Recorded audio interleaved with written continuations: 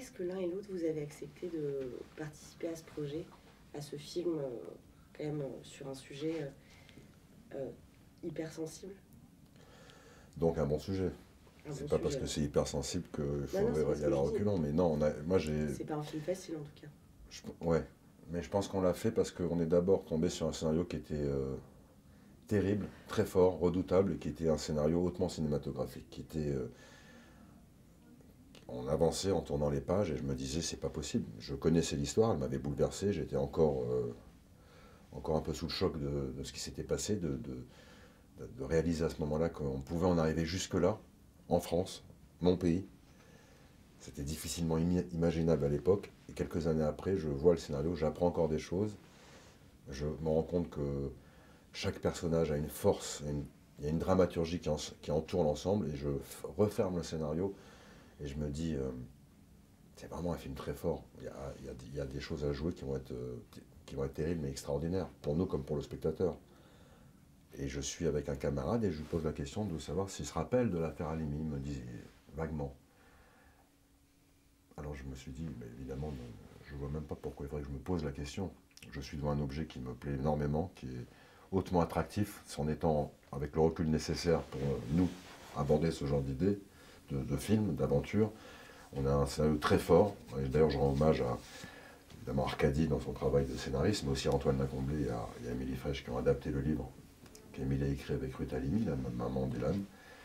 Et puis ensuite, après, il y a au fond de soi, on sent qu'il y a l'absolue nécessité que cette aventure existe, pour plein de raisons. Nous développerons avec Zabou un peu plus tard. Et vous, ça Alors vous avez dit c'est pas un film facile, effectivement, pour dire on pense à une fille facile. C'est pas c'est pas un film putassier. C'est pas, il faut pas faire des films faciles, il faut faire des films forts. Parfois on fait des films faciles, mais c'est pas ce qu'on préfère.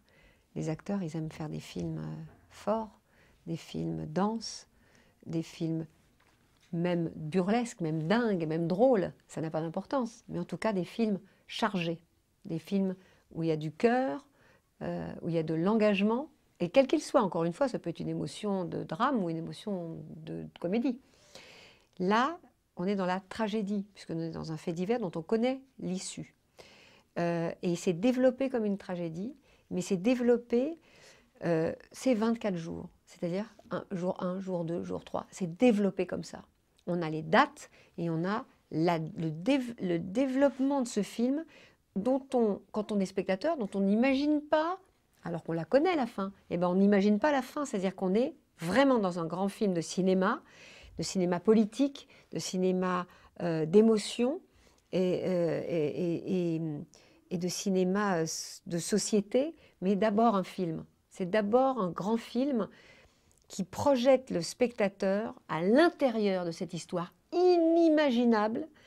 Et quand on accepte, moi j'ai accepté après que Valérie Benguigui n'ait pas pu faire ce film, donc je me suis posé la question évidemment différemment, est-ce que je le fais, est-ce que je ne le fais pas, et ensuite j'ai pensé, je ne peux pas me poser la question si je ne fais pas ce film, je dois faire ce film, point, c'est tout. Et puis c'est tout. Et ensuite, amener à tourner ce film, jour après jour, quasiment dans la continuité, mais pas, enfin quasiment, jour après jour, se dire, non pas quand on l'a lu, effectivement, quand on le lit, on voit le film, bon, mais quand on l'interprète, forcément, on y va avec, avec ce qu'on ressent. Et quand on ressent, quand on est un comédien, on est quand même poreux. On est poreux au maximum. Mais quand on est poreux dans une histoire pareille, on se prend par moments des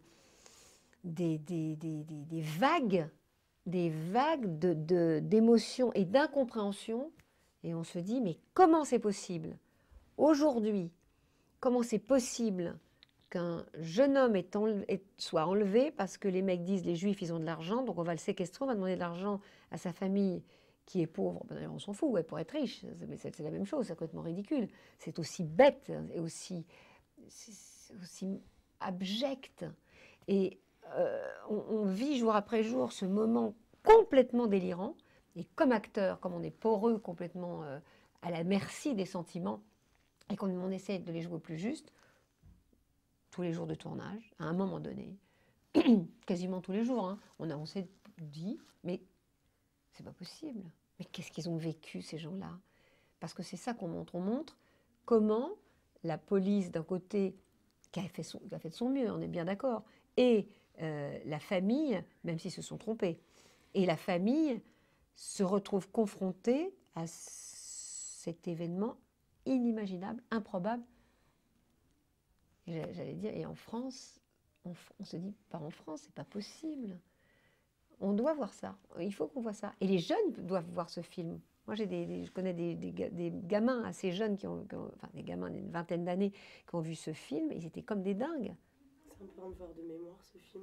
Oui, oui, oui, c'est un film qui va faire que, comme dit Pascal, quand il demande à son pote, oui, vaguement, il se souvient vaguement. Et là, il dit non, on doit le faire alors. Ouais, parce que forcément, l'histoire va remonter. Et on ne peut pas ne pas savoir. On ne peut pas ne pas savoir. On n'a pas le droit de ne pas savoir aujourd'hui. On n'a pas le droit. Quand on nous disait que les mecs arrivaient en 43 en disant oui, oui, en 44, il y a des camps, il y a des machins, et les gens disaient oui, on sait pas. Et quand on dit mais si, il y en avait qui savaient. On peut dire bon, il y en avait qui ne savaient pas. On peut pas ne pas savoir aujourd'hui. Tout se sait. Tout se sait. On a des moyens de communication et c'est pas pour ça qu'on sait plus. C'est pas pour ça qu'on se souvient mieux. Donc c'est ça qui est dingue. On ne se souvient pas mieux alors que la raison de fond est un acte antisémite inimaginable, improbable, impensable.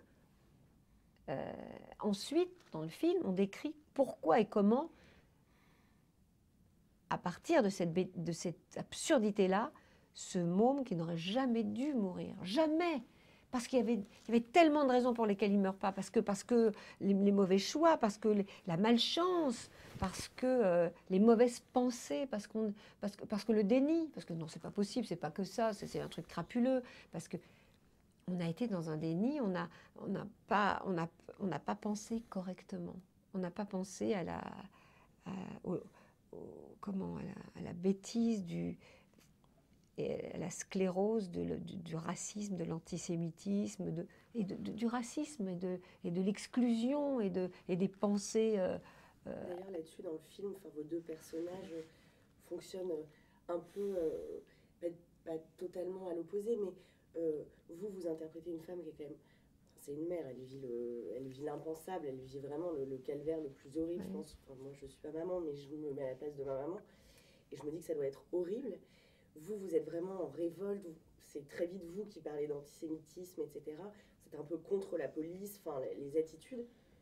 Vous êtes un papa un peu en distance avec la famille, un peu sous pression. Vous êtes, enfin, pas du côté de la police, mais je veux dire, vous essayez de faire ce que vous pensez être le mieux, vous discutez plus avec eux que vous qui interprétez Ruth. Est-ce que vous pouvez nous parler un peu justement de vos personnages, la psychologie de vos personnages à travers ce... Enfin, oui, elle va réagir avec ce qu'elle sent, ce qu'elle ressent profondément, et très tôt, elle va pointer du doigt quelque chose.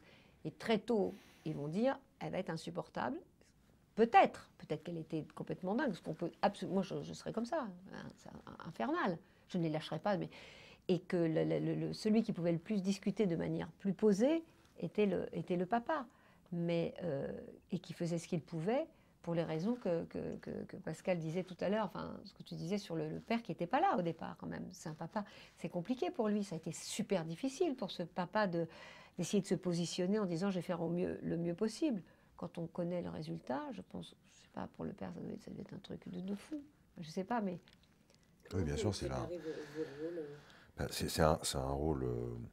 On me dit c'est un rôle difficile, mais c'est pas vrai, c'est un rôle magnifique. C'est cette personne qui revient après des années, qui essaye de retrouver sa place, qui ne peut pas, évidemment, trouver. Donc il tâtonne, il cherche, il se trompe, encore une fois peut-être. Après on imagine, on essaye de comprendre. Et quelqu'un qui se rapproche tout doucement de son fils, au moment où il a l'impression d'être de nouveau dans le « j'imagine », dans sa vérité, se rapprocher de ses enfants, de son fils, d'après ce que j'ai pu comprendre, de ce qu'on m'a raconté, de ce que ses enfants m'ont raconté. Et il revient au plus mauvais moment. Il revient quand...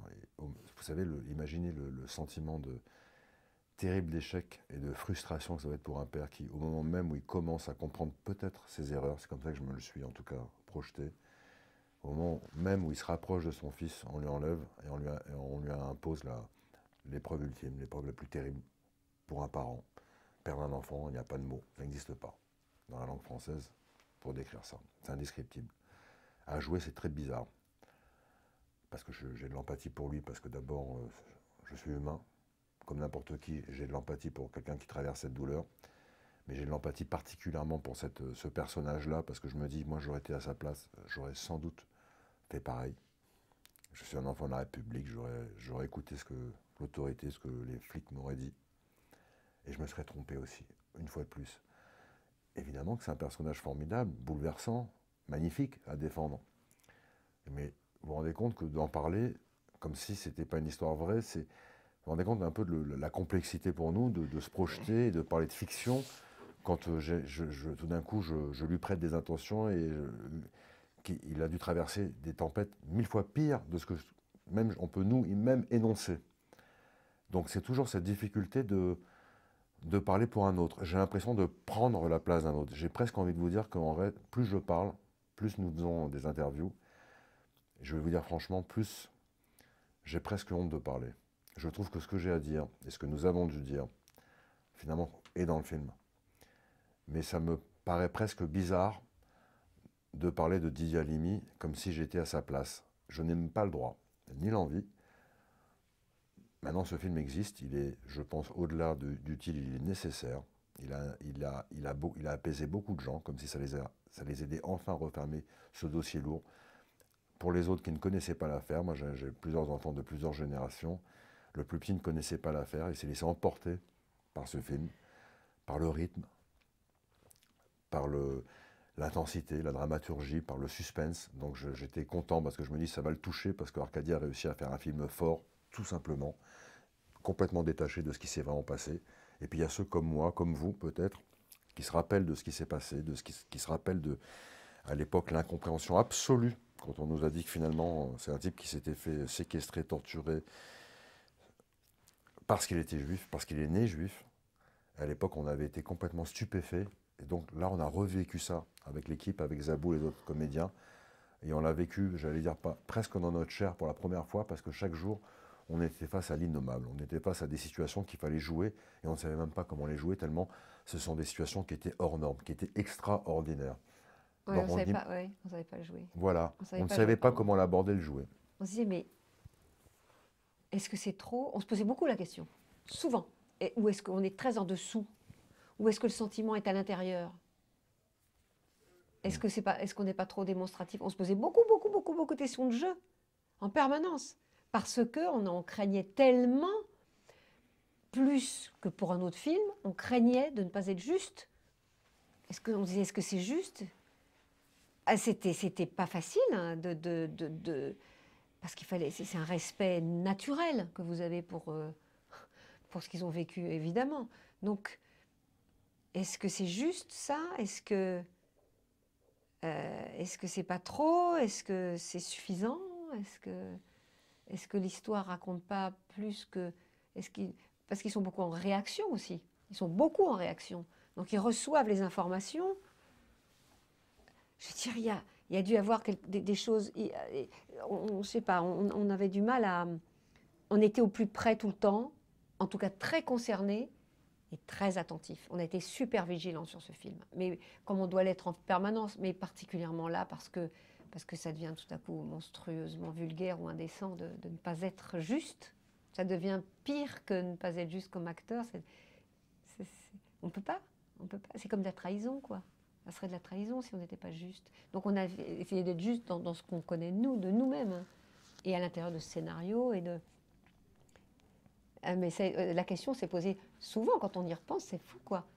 Plus que dans un autre film. Ah non, mais tous les jours, on se c'est posé disait. au quotidien. Tous les jours.